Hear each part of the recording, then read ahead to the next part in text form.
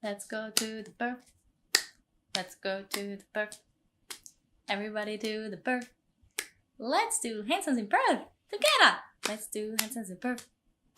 Let's go to the Perth. There is Louis in the Perth. There is Harry in the Perth. There is Paul, Big Paul. Paul is in the Perth. There is David with his baby, Ollie and Sam. And who? Seline! Every day is upside down day in Sonji Land. Hi and welcome to the Sonji Land show where everybody's upside down.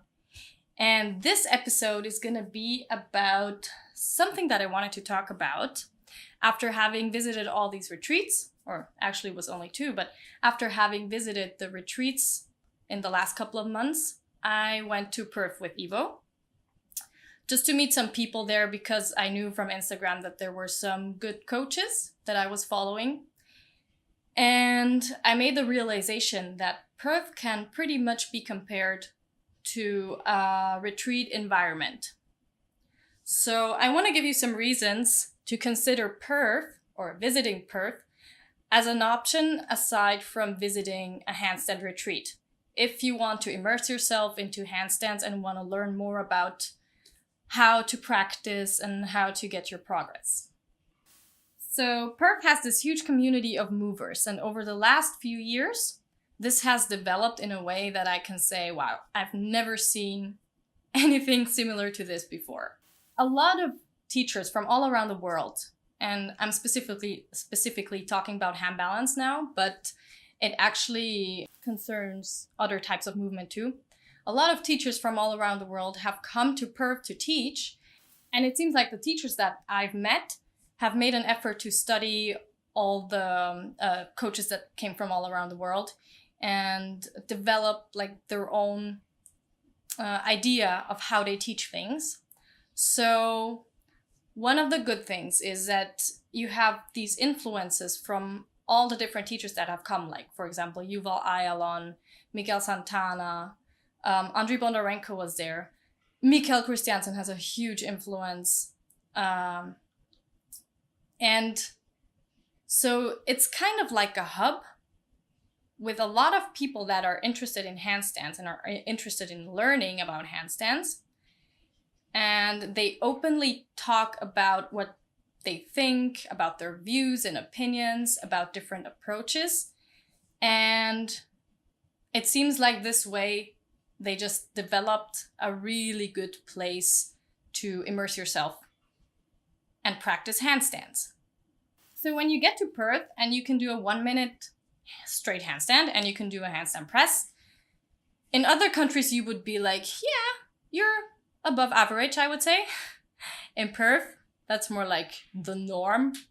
So when you get there, it's like your whole level just increases because you're surrounded by so many people who it's just, for them, it's just normal to do what they do. You can go to the beach and you can see like 5 people just pressing up to handstand in a casual way.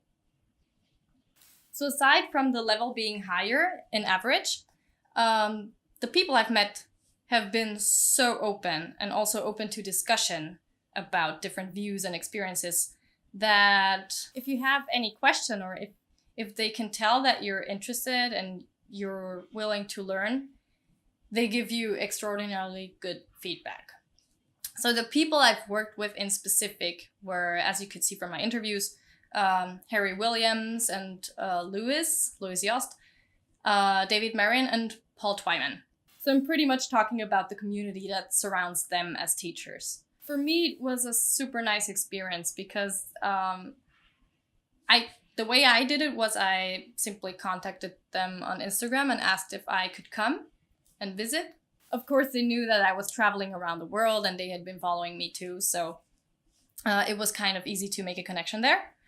But the way they received me and the way they took me into the community was just so nice and so open.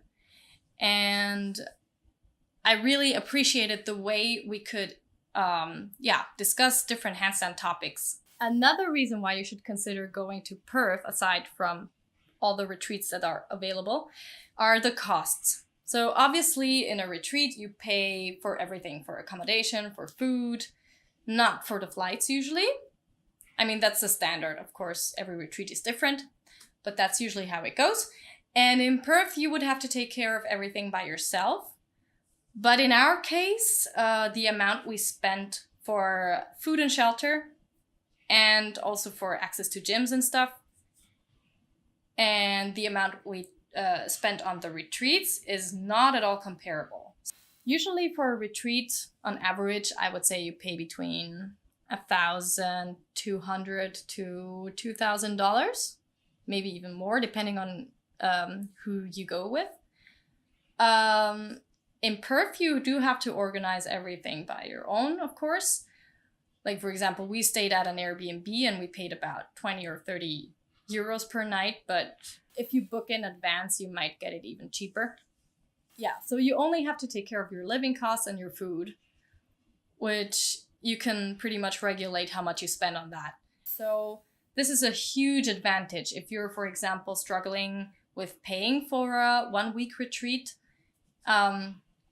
This is an option if you want to learn more about handstands, immerse yourself, meet people who can help you with your progress, then I would definitely consider flying to Perth. So since people were approaching me after I published my reviews of the retreats and asking what I would recommend, I thought I would just share my thoughts with you on my experience in Perth. And so there you have it. If you have any more questions or you need help with contacting any of the teachers, please do let me know and I'll be happy to help. Other than that, thank you for watching. I hope it was somewhat helpful.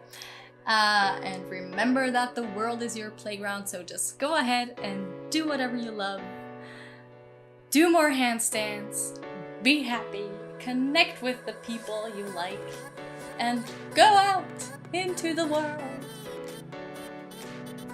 Yeah. See you next Monday.